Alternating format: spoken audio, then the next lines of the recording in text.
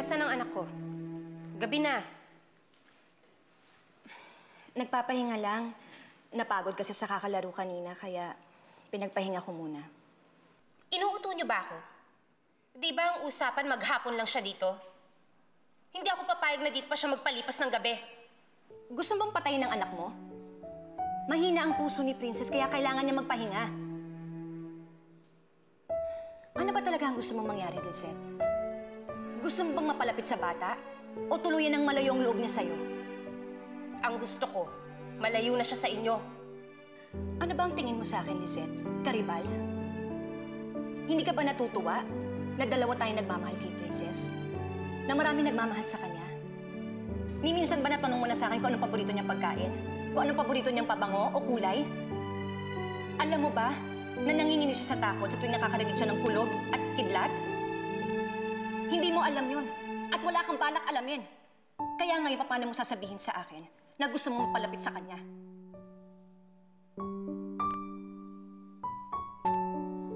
Mabel, sandali!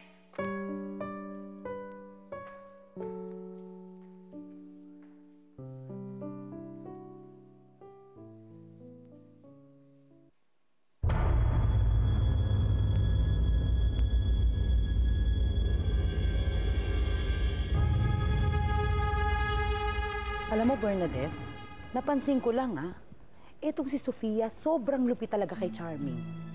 Kala mo kung sinong umarte? Sa bandalang kaya nga siya nandito, para mamasukan bilang isang maid. Pero kung makaasta, parang donya. At halos lahat naman ng trabaho, si Charming din ang gumagawa. Alam mo, buti na nga lang kanina, pinagalitan talaga siya ni Henry. Maldita kasi. Oo nga, Ate Doris. Actually, dati pa kinukwento sa akin ni Inay na madalas daw apin si Charming. Lalo na pag wala yung kuya niya. OA nga daw kung magalit Kaya lagi niyang pinagtatanggol. Buti na lang nandun si Inay. Ano yung hiningisi-ngisi mo dyan? Oy, huwag mo naman sabihin yung type mo si Inoy.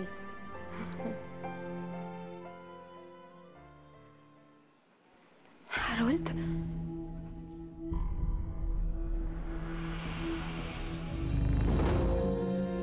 Ano yung iniisip mo?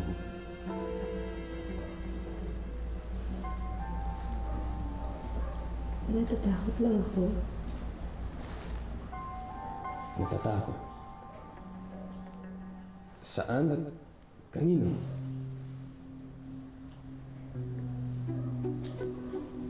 Kay Inay. Gusto ko anong maaaring nangyari sa atin. Paano kung mabuntis ako?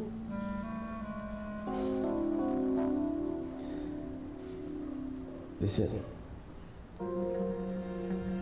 Hindi mo kailangan matakot. Nandito ako. Okay?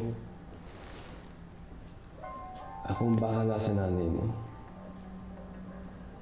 Akong bahala sa baby natin. Most of all,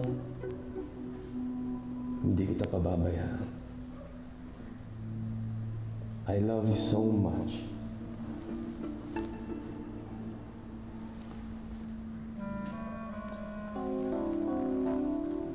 Lahat ng sinabi ko sa'yo, gagawin ko.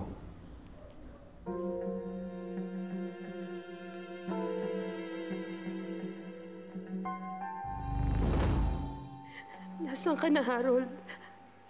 Nasaan ka na? Iniwan mo akong mag-isa. Hindi mo lang iniisip kung ano mangyayari sa akin at saka sa anak natin.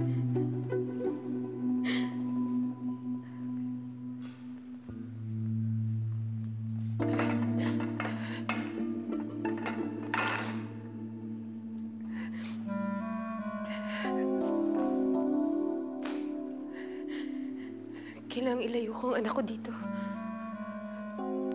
Kailangang ilayo ko ang anak ko sa'yo at sa lahat ng sumisira sa buhay namin. Itatakas ko si Princess. Itatakas ko ang anak ko.